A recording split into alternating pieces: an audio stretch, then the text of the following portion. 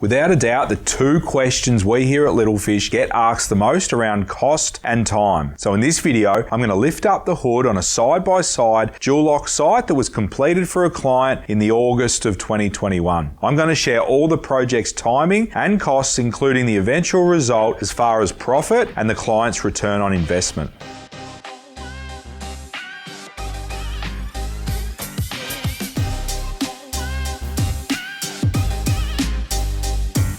Let's get into it. Hey guys, Peter Kelly here from Little Fish Property Developments, helping you maximize the value of your land and generate wealth through low-risk residential development projects. On this channel, we share everything you need to deliver successful projects time and time again. So if you're new around here, make sure you hit that subscribe button and turn the bell notifications on so you don't miss a thing. Now, before we rip the hood open and sink our teeth into the project particulars, I think that it's important to note that the client engaged us to help them find a site and develop and sell for a profit. As it turns out, the property was presented to us as an off-market opportunity at the 11th hour. We needed to make a call within 24 hours. So we pushed our due diligence, and in the end, we managed to secure the site in that time frame. Talk about life in the fast lane, making million-dollar decisions in rapid time. And most importantly, it was a huge success, which you'll begin to see as this case study unfolds. Let's break down 16 Alameda Road, Carnegie. It was a side-by-side dual occupancy site with a west to east orientation. It was approximately 669 square meters of land with a frontage of approximately 19.1 meters and a depth of 41.6 meters. Before we get into the numbers, let's look at the project's timeline. While you're consuming the timeline on the screen, I want to point out some site-specific, uncommon issues that we had to resolve early on. This property had a 2-meter easement running along the northern boundary. We knew this when we made the purchase. Because we had done proper due diligence, this gave us the confidence that we needed that the risk could be mitigated. We knew that the easement was empty and it didn't carry any services, and it was going to be extremely unlikely to be required into the future. It was simply part of a very old subdivision. So we were super confident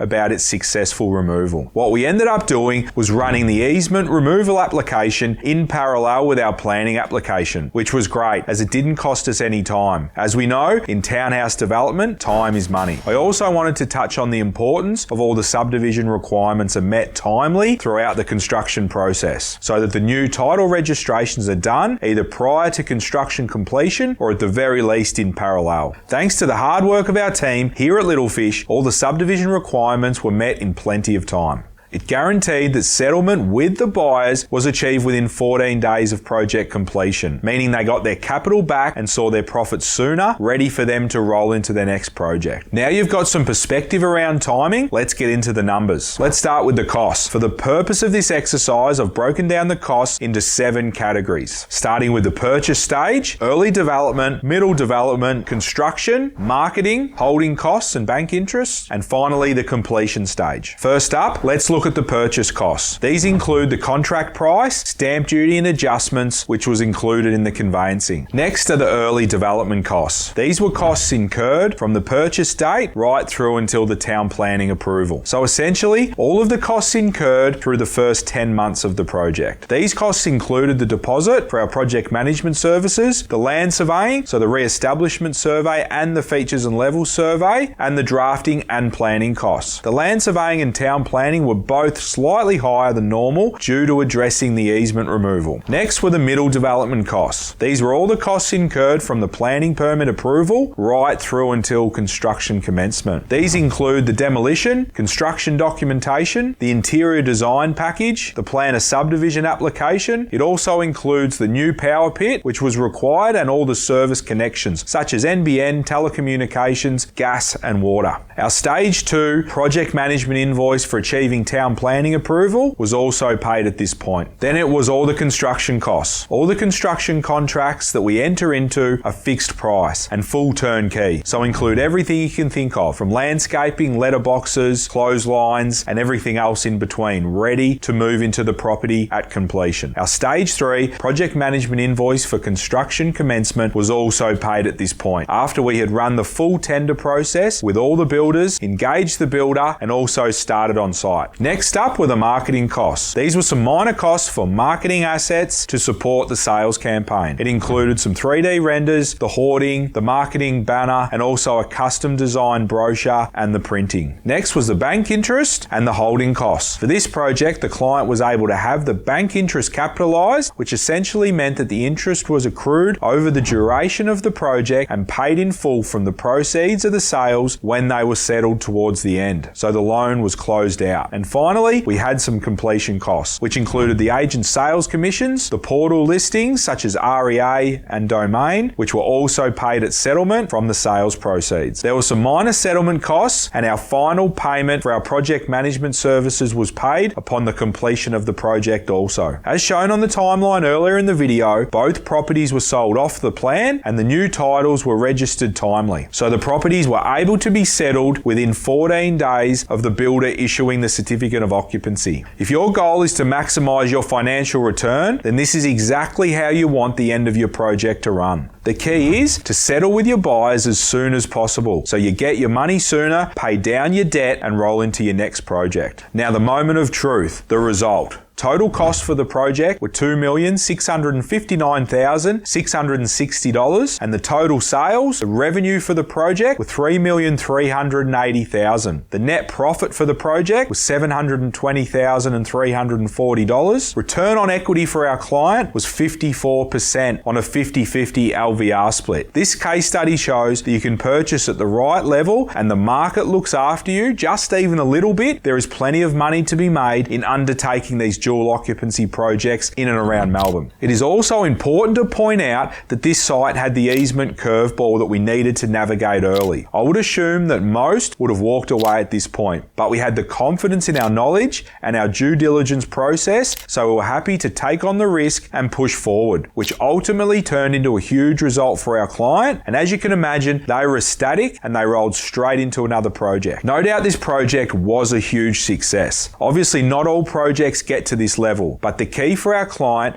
they were able to do the most important thing, and that's to commit to the project in the first place. I can assure you that the feasibility didn't have it at this level. You need to be in it to win it. The key to becoming a successful developer is all about surrounding yourself with the right help and making educated decisions. Your goal isn't to retire on your first development. You want to get into the game at a level that you aren't overexposed financially so that you can begin to grow your capital with as minimal risk as possible. It's no secret that money makes money, so get on the developing merry-go-round and start growing that capital one project at a time. Worry less about market cycles and focus more on learning, relationships, networks, and efficiencies. Those are the things you can control. Because if you do, you'll look back on your journey around 10 years' time and you'll be able to appreciate how good it's all been to you. I'm Peter Kelly. Until next time, happy developing.